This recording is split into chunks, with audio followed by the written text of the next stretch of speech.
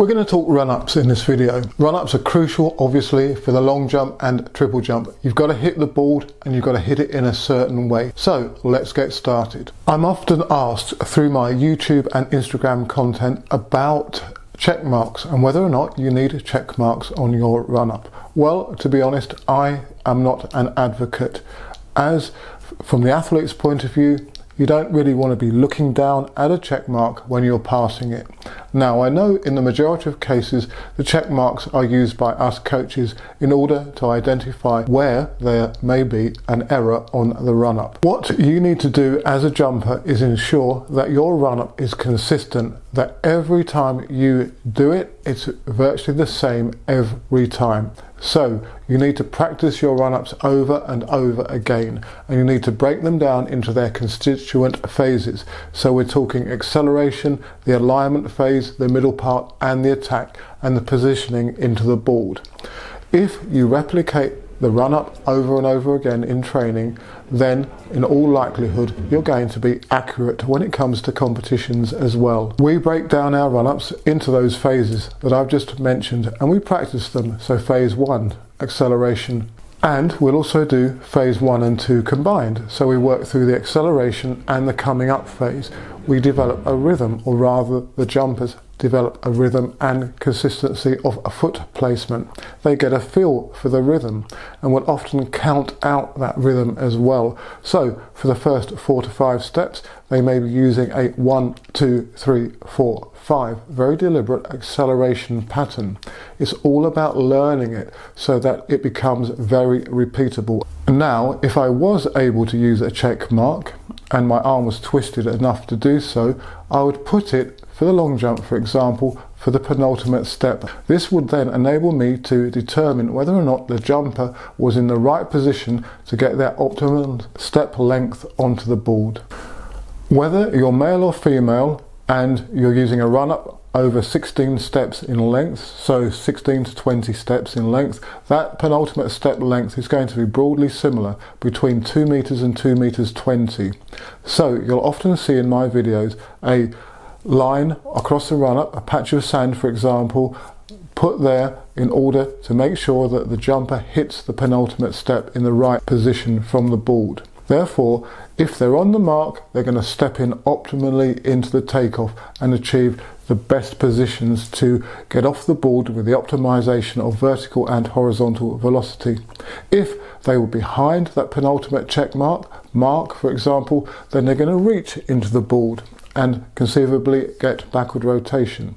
If they're in front, then the step is going to be very, very quick onto the takeoff, and potentially forward rotation will result. Often my training sessions with run-ups utilize placement on the penultimate step, making sure that that foot is in the right position to connect optimally with the takeoff, and that's something that I'd recommend that you guys also work on. Another question on run-ups comes from Morgan Connor 12 on my Instagram, and he's asking about whether or not you should take full effort jumps off of a run-up. Well, I don't believe that you should consistently jump off a full run-up in training, because it's very demanding and you need to be in the zone and motivated to do so.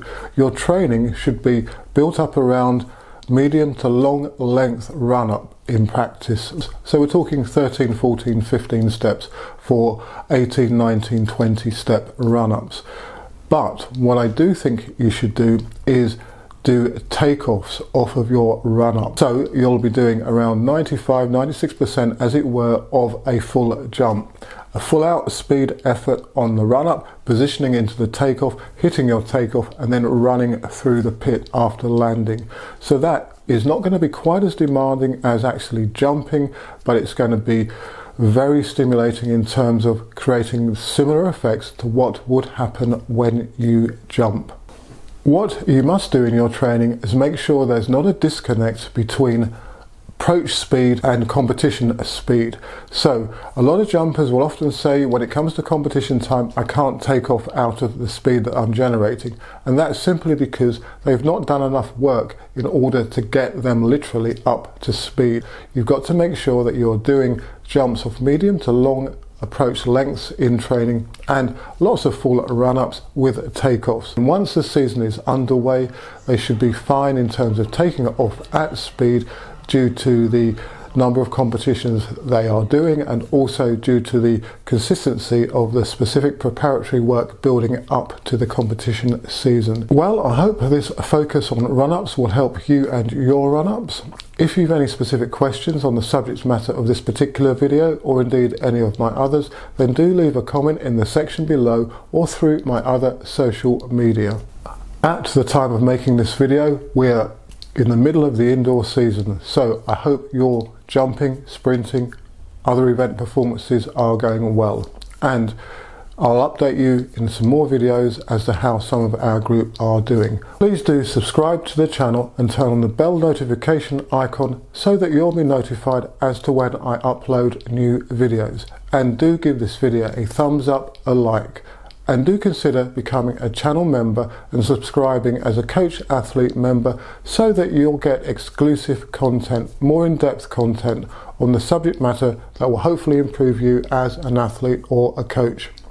Head over to the channel's main page on your desktop, click on the join button and look at the offers that are available. Many thanks.